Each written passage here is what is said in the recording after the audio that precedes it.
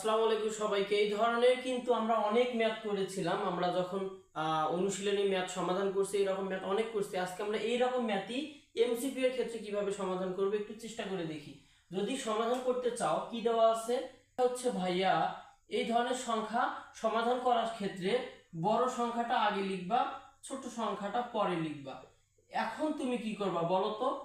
√5 plus হচ্ছে √3, উভয় পক্ষকে আমরা √5 মাইনাস হচ্ছে √3 দিয়ে গুণ করে দিব। উপরে কি থাকে? √5 মাইনাস হচ্ছে √3।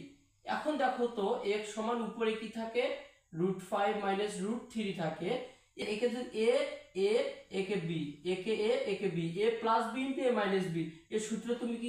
Square minus b square, a square a square a square minus হচ্ছে √3 উপরে a স্কয়ার। বুঝতে পারছো ভাইয়া? এখন স্কয়ার রুট কাটা, স্কয়ার রুট কাটা, উপরে কি থাকে? উপরে থাকে √5 মাইনাস হচ্ছে √3, 5 মাইনাস 3। এখন উপরে থাকতেছে √5 মাইনাস হচ্ছে √3, নিচে 2। এখানে দেখো তো কোথাও √5 মাইনাস √3 ডিভাইডেড বাই 2 আছে? নাই। সেক্ষেত্রে তুমি কিভাবে ক্যালকুলেশন করবে? নিচে যদি 1/2 দাও, √5 মাইনাস হচ্ছে √3 যদি দাও, এই যে 1/2 একে ক্যালকুলেশন করলে উপরের সংখ্যাটাই পাবা।